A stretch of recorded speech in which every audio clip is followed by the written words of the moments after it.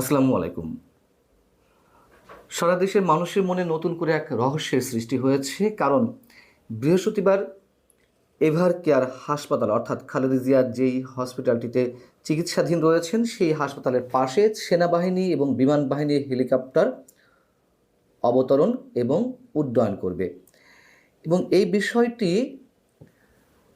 প্রধান উপদেষ্টা doctor Mohammad ইউনূসের press wing থেকে জানানো হয়েছে। প্রধান উপদেষ্টার যেই অফিসিয়াল ফেসবুক পেজ রয়েছে সেখানে বুধবারই একটি বিজ্ঞপ্তি দেওয়া হয়েছে এ প্রসঙ্গে। এখানে আরও বলা হচ্ছে যে এসএসএফ এর নিরাপত্তা প্রোটোকল অনুযায়ী আগামীকাল বৃহস্পতিবার 4 ডিসেম্বর দুপুর 12টা থেকে বিকাল 4টার মধ্যে এভারকেয়ার হাসপাতালের নিকটস্থ 2টি উন্মুক্ত মাঠে বাংলাদেশ সেনাবাহিনী এবং বিমান বাহিনীর হেলিকপ্টার পরীক্ষামূলক অবতরণ এবং উড্ডয়ন পরিচালনা করবে। একই সঙ্গে এখানে বলা হয়েছে যে এই বিষয়ে কোনো ধরনের অপপ্রচার বা বিভ্রান্তি থেকে বিরত থাকার জন্য অনুরোধ করা হয়েছে, অর্থাৎ সকলের প্রতি। প্রশ্ন হচ্ছে যে বিভ্রান্তিটা আসলে কারা ছড়াচ্ছে, কোত্থেকে ছড়ানো হচ্ছে?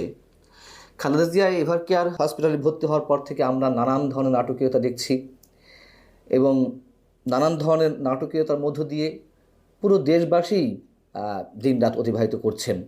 এই যে সেনাবাহিনী এবং বিমান বাহিনীর 2টি হেলিকপ্টার এভারকেয়ারের নিকটস্থ 2টি উন্মুক্ত মাঠে ওঠানামা করবে, প্রথম কথা হচ্ছে যে এই বিজ্ঞপ্তিটি না দিলেই কি হতো না?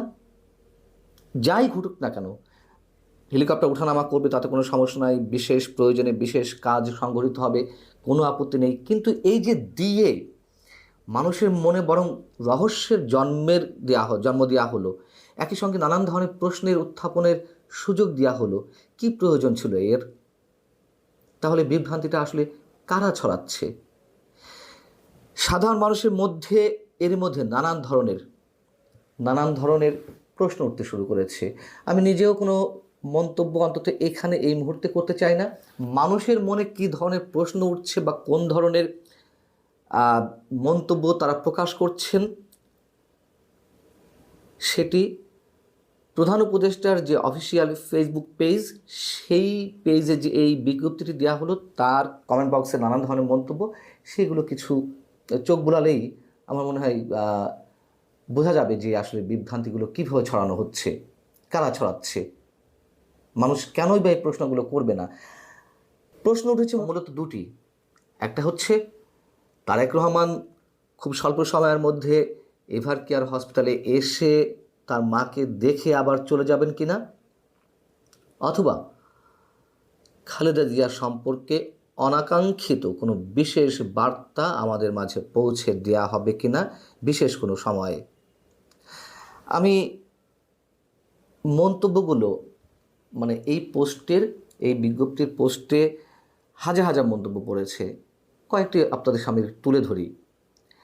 কাজী সজীব আল হাসান তিনি বলছেন, ধন্যবাদ, না জানালে আমরা এটা জানতাম না, এখন সবাই ওইখানে দেখতে যাবে, না জানলে আগে যেত 10 জন, এখন জানার পর যাবে 10 লাখ। মাহমুদ হাসান আসিফ তিনি বলছেন, প্রধান উপদেষ্টার রহস্যময় ফেসবুক পোস্ট, বিষয়টা এমন নয় তো তিনি আসবেন, দেখা করে আবার চলে যাবেন, অর্থাৎ তারেক রহমান সম্পর্কে নিশ্চয়ই বলতে চেয়েছেন। শহীদুল ইসলাম তার মন্তব্য, এর মানে আগামীকাল ওই সময়ে জনাব তারেক রহমান এভারকেয়ার হাসপাতালে যাবেন। আরাফাত হোসেন মন্তব্য করছেন, সোজাই বলে দেন এসে দেখে আবার উড়াল দিবে।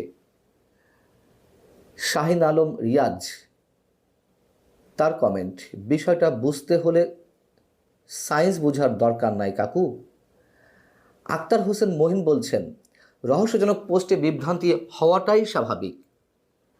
ইউনুস মিয়া তিনি বলছেন, এমন একটি পোস্ট এমন সময়ে করে রহস্য ও মানুষের কৌতূহল বাড়ালেন। মোহাম্মদ ইয়াহিয়া মারুফ তিনি বলছেন, বাঙালি সবই বোঝে মহাজন, সোজা বলে দিলেই তো হয়, এসে দেখে আবার উড়াল দেবে। রিজভি তিনি বলছেন, এটাও হয়তো ম্যাটিকুলাস ডিজাইন। তানজিদ রানা তৌফিক তার মন্তব্য, সবই বুঝলাম, কিন্তু এভার কেয়ারের পাশে পরীক্ষামূলক অবতরণ উড্ডয়ন কেন? রহস্য তো থেকেই যায়, ক্লিয়ার করেন ইউনূস সাহেব।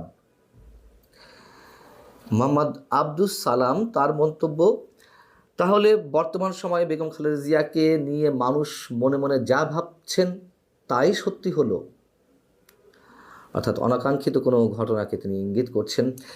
মোহাম্মদ সাইফুর রহমান তিনি বলছেন, ডক্টর ইউনূস আন্তর্জাতিক খেলোয়াড়, কোন সাইটে কোন সময়ে কিভাবে গোল হবে কেউ টের পাবে না। আপনারা মন্তব্যগুলো শুনলেন, আমার আর কিছু বলার নেই। এবং যদি সত্যি সত্যি খালেদা জিয়ার ক্ষেত্রে কোনো অনাকাঙ্ক্ষিত ঘোষণা আসে, সেক্ষেত্রে এই পদক্ষেপ অবশ্য ঠিক আছে।